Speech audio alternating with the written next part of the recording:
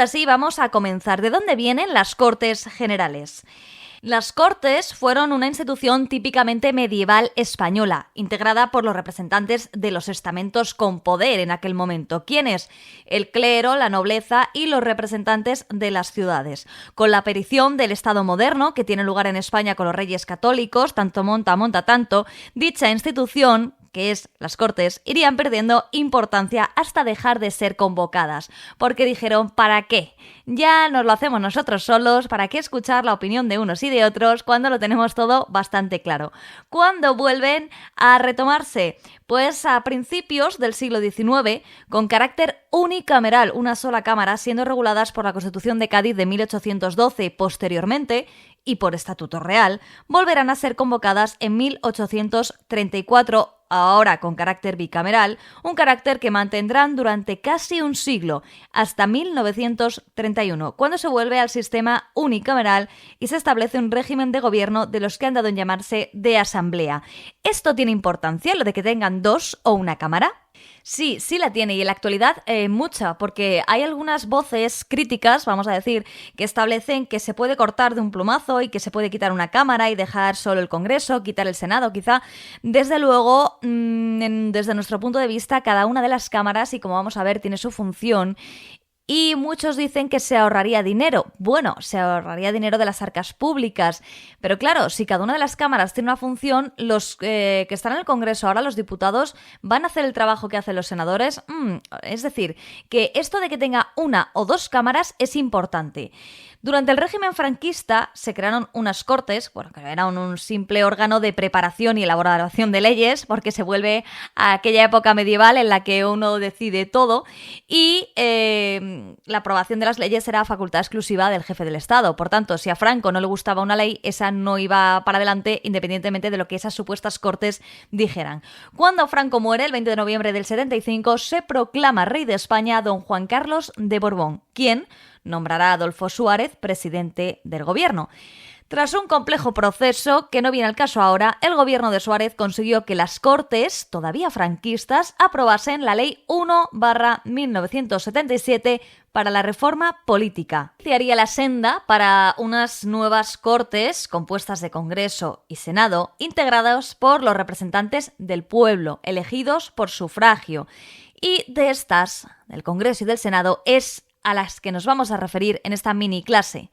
Las Cortes Generales se encuentran ¿dónde? En el título tercero de la Constitución española, que se inicia con el artículo 66, que se dedica a regular los aspectos básicos de las Cortes Generales, que posteriormente serán desarrollados en diferentes normas, tanto de la propia Constitución como de rango inferior. Esto implica que el artículo 66 tiene un valor máximo, dado su carácter determinante sobre los principios de nuestro sistema representativo. Se llama así porque representan a los ciudadanos, aquellos que están en el Congreso y en el Senado. La naturaleza representativa de las Cortes Generales proviene de una realidad operativa. Vamos a ser pragmáticos. La Constitución ha querido dejar claro desde el primer momento, ya en el preámbulo o en el artículo 1.2, que la soberanía reside en un solo titular, el pueblo, que eres tú. Bueno, tú y todos los demás españoles, del que emanan los poderes del Estado. Esta tajante afirmación de principio sitúa a nuestro texto constitucional en el entorno de las constituciones que nos iban rodeando en aquel momento. Constituciones democráticas, y cierra cualquier debate sobre la existencia de otros titulares de la soberanía. Sin embargo, el pueblo español, siendo una realidad, tú eres el pueblo o formas parte del pueblo, no es una realidad operativa. Por eso, todas las democracias han optado por una fórmula de democracia representativa. Esto significa que, habiendo un titular claro de la soberanía, el pueblo español, debe existir igualmente un procedimiento para hacerse representar. Y esto lo encontramos en el artículo 23. Y un sujeto que detente esa representación. A esta necesidad responde cabalmente el artículo 66.1. Por otro lado, en el artículo 66.2 se recogen las funciones clásicas de los parlamentos, la función legislativa, la presupuestaria y la de control de gobierno, junto a las demás que le atribuya la Constitución. Por último, en el artículo 66.3 se establece que las Cortes Generales son inviolables. ¿Qué características podemos entresacar o qué características le atribuye la doctrina, los expertos en la materia a las Cortes Generales? Nosotros seguimos a Luis Sánchez Agesta, pero si a ti te gusta más otro autor, adelante. Ya hemos ido esbozando dos, su carácter representativo, representan al pueblo español, y bicameral, son dos cámaras, Congreso y Senado. Por otro lado, son un órgano constitucional del Estado, en la medida que tiene su origen y límites en la Constitución. Además, son un órgano de poder político, uno de los poderes del Estado a que se refiere el 1.2 de la Constitución, en la terminología clásica, el poder legislativo, que goza de independencia frente a otros poderes. Por otro lado, son un órgano legislador. ¿Por qué? Porque hace leyes y por tanto crea derecho. Es muy importante para un país que nos lo digan a nosotros, los opositores. Y son un órgano permanente. Esto se refiere a que si bien sus miembros son elegidos en elecciones periódicas por sufragio universal para un mandato de 4 años, cuentan con las diputaciones permanentes, en caso de disolución o término de la legislatura. ¿Para qué? Para que la comunidad política, para que ese pueblo español esté permanentemente representado no matter what. Siempre vamos a tener a alguien que nos represente. En este caso, si habéis leído nuestra Insta-revista, son esos 21 pringados, que los hemos llamado los pringuis de las Cortes Generales, 21 de cada cámara, que están en la Diputación Permanente y que son los que más trabajan porque aunque los otros estén de vacaciones o aunque se haya acabado el mandato, ellos siguen ahí hasta que haya un nuevo Congreso y un nuevo Senado. Antes de seguir con este repasillo de las Cortes Generales, vamos a hablar del artículo 67 que establece algunas cosas que pueden generar confusión. En primer lugar, la acumulación de actas. Nadie podrá ser miembro de las dos cámaras al mismo tiempo, ni acumular el acta de una asamblea de comunidad autónoma con la diputado del Congreso. Lo que hemos dicho en nuestra Insta-revista no puede ser de Dior y de Bershka. O eres de una o eres de la otra. Pues lo mismo pasa con el Congreso y el Senado. Las razones para haber incluido esto en la Constitución tiene dos funciones y volvemos al pragmatismo. Por un lado, son razones funcionales, pero por otro lado, razones democráticas. Con respecto al pragmatismo, no puedes hacer el trabajo de ser diputado en el Congreso y además ser senador. No se puede. En teoría, En teoría, que luego hay muchos que ni pasan por allí. Pero la idea es que si tú trabajas bien y trabajas como un buen senador o como un buen diputado, no puedes hacer dos trabajos a la vez. Y por otro lado, razones democráticas. ¿Por qué? Porque si la misma persona está en el Congreso votando algo y luego se va al Senado, es la misma opinión. Entonces no hay ese carácter de representación y de democracia que se necesita. Esto es muy importante que tengamos en cuenta la acumulación de actas. Por otro lado, se habla de la prohibición del mandato imperativo. Este precepto tiene gran trascendencia y surge del concepto de nación de Sieyès, en Francia, por el cual los representantes elegidos lo son de la nación y no únicamente de los electores de los que tuvieron sus votos. Tú dirás, ¿y esto a mí por qué me lo cuentas en el siglo XXI si esto es más antiguo que la tos? Bueno, pues porque en Francia, en aquel momento, cuando surge el concepto de nación, que si te interesa te recomendamos la lectura de los postulados de Sieyès, si lo pronuncio bien. En aquel momento, cuando elegían a un diputado, decían, oye, que te he elegido yo en mi provincia, así que vete a representar mis intereses al conjunto de la nación. Oye, que tienes que hacer esto por nosotros. Era como una especie de meter un tipo de presión que se le metía al diputado. Entonces, de esta manera, se establece que lo son de la nación entera. No pueden estar a los intereses de aquellos que les votaron, sino que tienen la total libertad de hacer lo que ellos consideren mejor para España, para el conjunto de los españoles. Y en una terminología más moderna, esta prohibición del mandato imperativo se aplica para lo que se ha denominado partitocracia. Es un neologismo utilizado para denominar la disciplina de partido de especial trascendencia en sistemas electorales cerrados y bloqueados. ¿Qué implica? Bueno, pues que trata de evitar esta partitocracia, que todo el mundo vote lo que dice su partido. Pues no, porque a lo mejor este diputado o este senador tiene una opinión sobre el tema y tiene que tener libertad para votar lo que él considere. Así se libra gracias a la prohibición del mandato imperativo que está recogida en la Constitución española. Hacemos un paréntesis para hablarte de la partitocracia. Si te interesa, puedes leer este libro que lleva este nombre, de Gonzalo Fernández de la Mora, que por cierto estaba completamente en contra de la aprobación de la Constitución de 1978. Se oponía a la misma por considerarla propia de una partitocracia. Utilizaba este término de manera despectiva y puedes aprender mucho leyendo su obra. También te recomendamos en este sentido Contra la democracia, de Jason Brennan, que es un filósofo, se puede llamar ya, que yo tengo en el punto de mira y que si lo lees vas a entender por qué. Y por último te recomendamos, si te gustan estos temas, una teoría de la democracia compleja de Daniel Innerarity, filósofo español. Yo creo que con estos 3 libros, de los que ya hemos hablado alguna vez en el programa, te puedes hacer una idea de cómo está la política, qué es la partitocracia y, como decía, cómo está la política en España, que seguro que te va a hacer más agradable este tema, este título 3 de las Cortes Generales. Pero volviendo a lo que nos ocupa, que es al estudio del título 3, dicen, el artículo 67 establece que si no se hace esta convocatoria oficial, no contará. Es lo que viene a decir este artículo. Si quieres aprenderlo con gracia y salero, en la Insta Revista tenemos algo muy gracioso con respecto a esto último de lo que hemos hablado.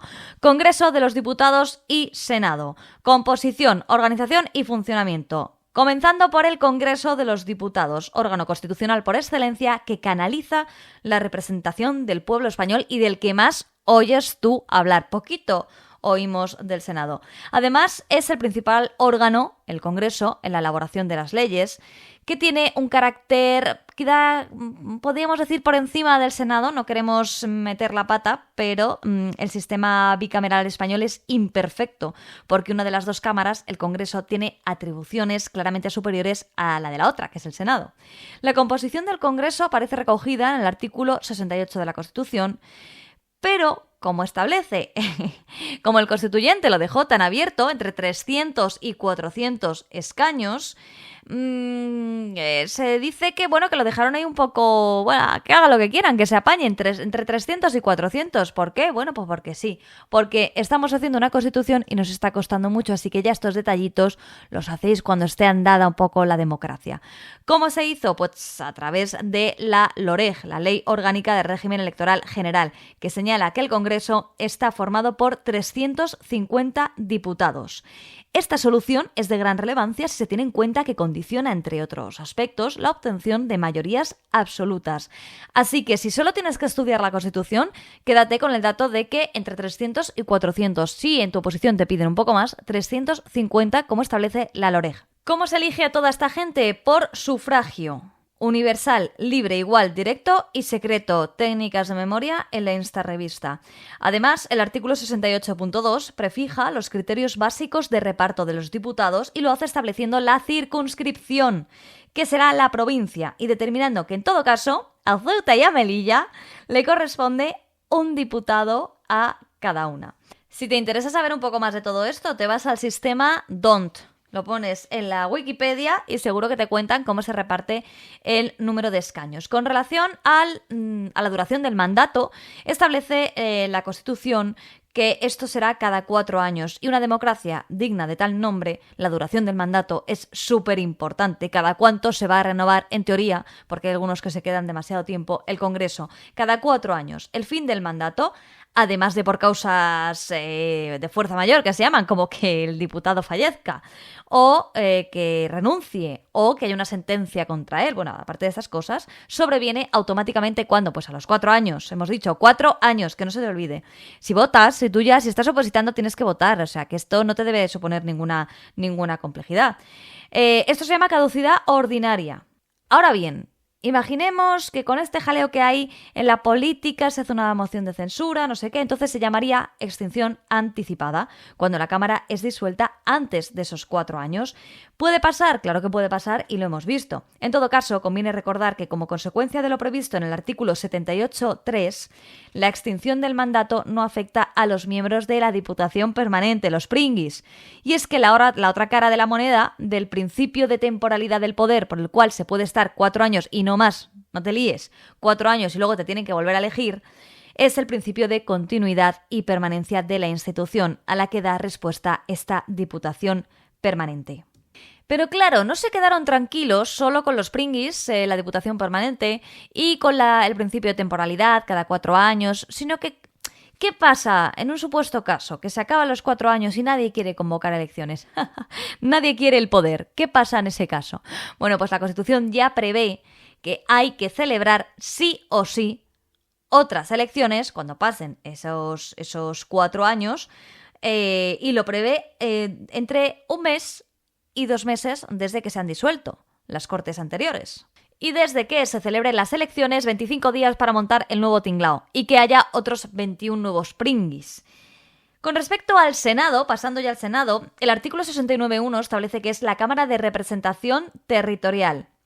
Y en el último apartado establece que el mandato, igual que en el Congreso, es de 4 años. Se eligen de la misma manera, así que aquí nos ventilamos todo lo del mandato que hemos dicho antes y todo el tipo de sufragio. Los apartados restantes se dirigen a establecer el modo de elección de los senadores. Ojo aquí, presta atención y no te pierdas. Hay 2 vías y por tanto 2 grupos de senadores. Los senadores de elección directa, que proceden de la elección en el ámbito provincial o insular por ese sufragio universal, libre, igual, directo y secreto.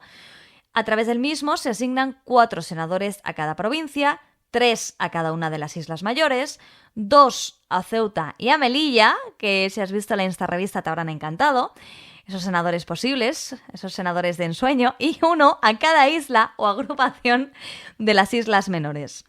Vale, bien. Con respecto a los otros tipos de senadores, se llaman senadores elegidos por las asambleas legislativas de las comunidades autónomas, que designan a un senador y otro más por cada 1.000.000 de habitantes. Esto trata de reforzar el carácter territorial del Senado. El sistema implica que, a diferencia del Congreso, que había 350 porque lo dice la LOREG y eso va a misa, aquí puede variar en cada legislatura. Piensa, por ejemplo, que en la legislatura del 2000 al 2004, la Cámara, el Senado, se componía de 259 senadores y actualmente de 266. ¿Por qué cambia? Porque la población cambia. Y en algunas comunidades autónomas han ganado población, otras la están perdiendo. Que, por cierto, esto también es muy interesante para el ámbito de la despoblación, porque también a las comunidades les interesa fijar población, atraer el talento, atraer jóvenes hacia sus... Pues porque están perdiendo peso en la Cámara Territorial. Que hay que decirlo todo. Aquí querríamos hacerte también una recomendación de lectura de Antonio Arroyo Gil, que es profesor de Derecho Constitucional en la Universidad Autónoma de Madrid, y entre otros, que creen que hay que hacer una reforma del Senado, que no tiene el papel que debería tener de Cámara Territorial, que no tiene las funciones que debería tener. Entonces ahí te lo dejamos. Si te interesa el tema, puedes buscar reforma del Senado, a ver qué te sale, y si estás de acuerdo, fenomenal, y si no... Pues también, porque no creemos que a nadie le importe que estemos a favor o en contra de la reforma del Senado. ¿Cómo se organizan las Cortes Generales? Están integradas por los grupos parlamentarios, que se organizan en 2 órganos de producción parlamentaria, el Pleno y las comisiones. Bien, grupo parlamentario es la traducción al ámbito parlamentario de los partidos políticos. En ellos se integran los miembros de una cámara de un mismo partido o de tendencias afines. Para formar un grupo parlamentario es necesario tener un número de diputados. El miembro de la Cámara que deje de pertenecer a un grupo parlamentario quedará automáticamente incorporado al grupo mixto, un conglomerado de representantes de diferentes opciones que no han podido formar su propio grupo. Entonces, cuando se habla del grupo mixto, puede ser pues como cuando jugábamos al fútbol y siempre había alguien que se quedaba ahí que nadie quería para su equipo, que parecía que se habían terminado de repartir a los chavales y te quedabas tú. Bueno, qué tontería, sí, yo también me ha pasado.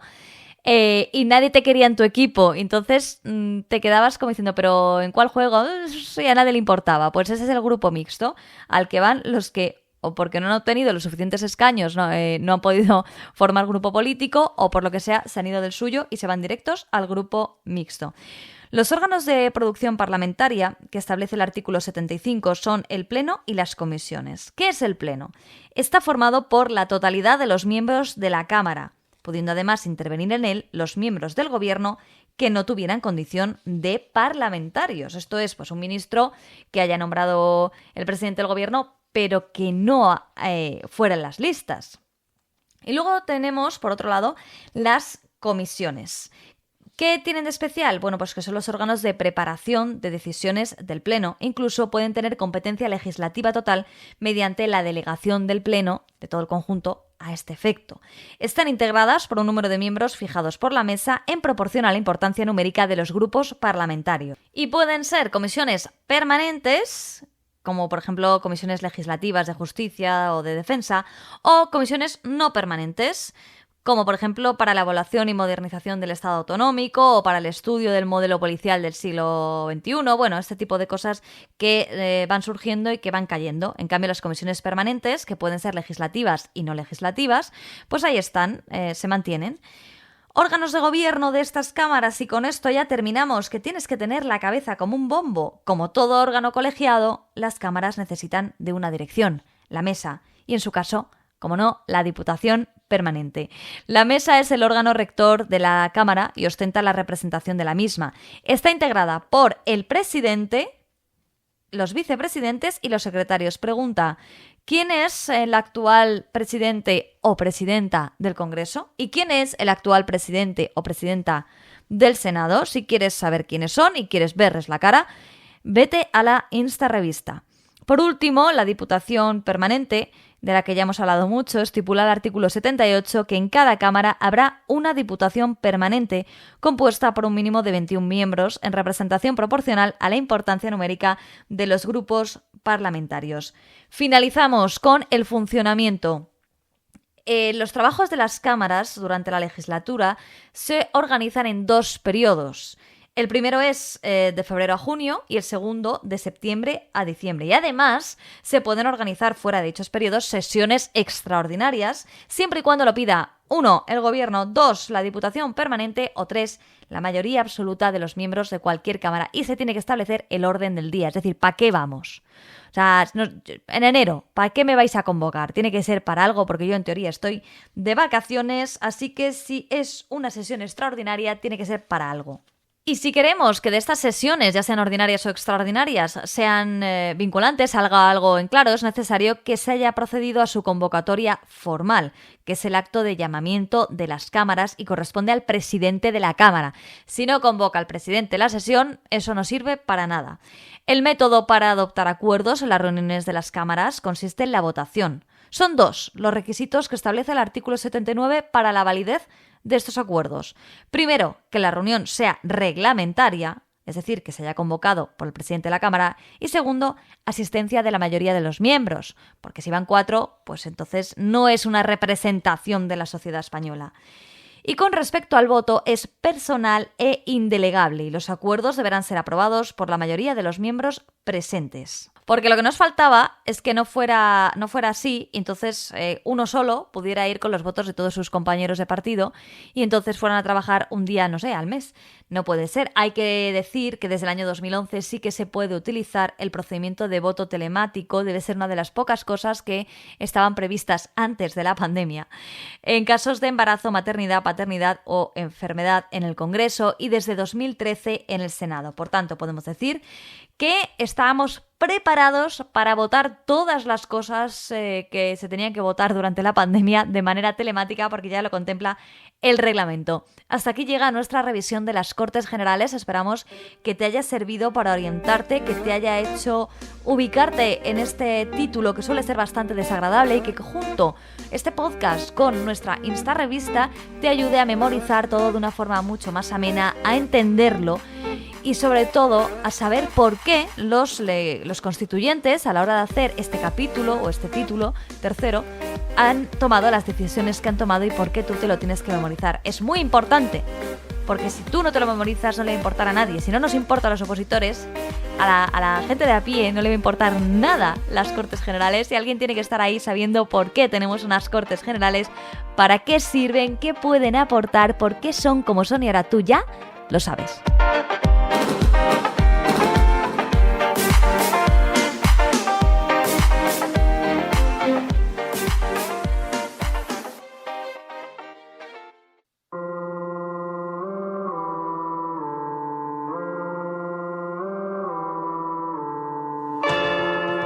Decía una usuaria de Twitter, @JuliaC, CDB9, el cante me deja tan empanada que he ido a visitar a un familiar al hospital y me he presentado en otro. Y a nosotros nos gustó tanto, nos sentimos tan identificados que lo hemos elegido para nuestro Visto en las redes de esta semana y le preguntamos ¿qué hizo después? Nos dice ir al hospital correcto, que estaba en la otra punta, que es nuevo, y perderme dentro. No mejoró la cosa. El día del cante, ¿cuáles son sus efectos? Bueno, antes de cantar ya duermes mal la noche anterior. Ese día, si tienes la suerte de cantar por la tarde, estás histérico, tratas de meterte en la cabeza todo lo que no has podido meterte en una semana o que crees que no has podido. Vas al cante temblando, repitiendo en el transporte, ya sea coche, metro, autobús, el tema. Te da igual lo que diga la gente, tú vas repasando. Que te tomen por trastornado, no pasa nada, hablando solo. Con el cronómetro en la mano, que no falte nunca el cronómetro, y llegas ahí, vomitas el cante, si tienes la suerte es el primero, y te vas corriendo. Esto es una muy mala estrategia. Todos sabemos que puedes estar así muy poco tiempo, porque luego te tienes que saber el temario. No puedes ir así, no puedes ir con la idea de llevar 180 temas a la cabeza y escupírselos al tribunal el día del cante. No funciona así, tienes que sabértelos. Entonces, esa memoria inmediata que utilizamos al principio cuando nos ponemos a opositar, que sepamos todos que no va a ningún lado, no termina bien. ¿Cómo va cambiando la cosa? Bueno, pues lo que vas consiguiendo es los temas que vas a llevar esa semana, ya llevarlos mejor, llevarlos de una manera tranquila, exponer de otra forma, tener unos recursos que se van cogiendo según vas acumulando temas. Puedes coger de otro tema anterior, de otro tema posterior, que ya te sabes, y vas rellenando esos minutos que tienes que cantar. Aún así, el cante agota, marea, sales con la glucosa por los suelos, estás, como decimos, mareado, prácticamente no tienes capacidad para hablar. Y sin embargo se produce como un efecto rebote. Estás como una hora completamente groggy, no eres capaz de hacer las tareas humanas más básicas. Y en cambio pasa una hora y lo que nos pasa a nosotros, no sabemos si os pasará a vosotros, es que de repente tienes una actividad cerebral altísima y estás como histérico. Por tanto, la recomendación que nosotros hacemos y que hemos puesto en marcha y hemos practicado hasta que llegó la pandemia y que echamos muchísimo de menos es, después del cante, irte con tus compañeros a tomar algo. ¿Qué hacíamos nosotros? Durante una hora estábamos en formato, bueno, pues ahí abobaos, no había nadie que diera una ni que dijera nada interesante, aparte de criticar el cante de otro que no estuviera presente o criticarte a ti mismo o criticar al que estuviera presente, intercambiar opiniones, tal, todos como bastante alicaídos. Si pasara alguien pensaría pues que era, bueno, pues un conjunto de personas que han perdido ciertas capacidades. Y luego, al cabo de un rato, se produce algo muy curioso y es que todos tenemos ese subidón y empezamos a hablar a la vez, un montón de ideas, de políticas, de no sé qué, de no sé cuánto, de normas, y se convierte en un subidón de energía, y especialmente aquellos que el cante les ha ido bien. Normalmente no se queda a tomar el café o las cañas quien se le ha dado mal. El cante suele irse con la cabeza gacha para mejorar la semana que viene. Los efectos del cante son devastadores. Pensemos que al menos se canta una vez a la semana, dependiendo de la oposición, que hay otras, como la Abogacía del Estado, que incluso se cantan 2. Esto, prolongado en el tiempo, creemos que puede tener sus efectos y sus secuelas. Nos gustaría que alguien que estuvo opositando mucho tiempo nos llamase y nos dijera que nos equivocamos. Pero también nos gustaría que alguien que llevase, 6, 8 años cantando y que luego aprobase, nos dijera que las secuelas son mínimas para la recompensa. Ahí lo dejamos y gracias a esta usuaria, a Julia, por compartir en las redes su día a día. Ella está...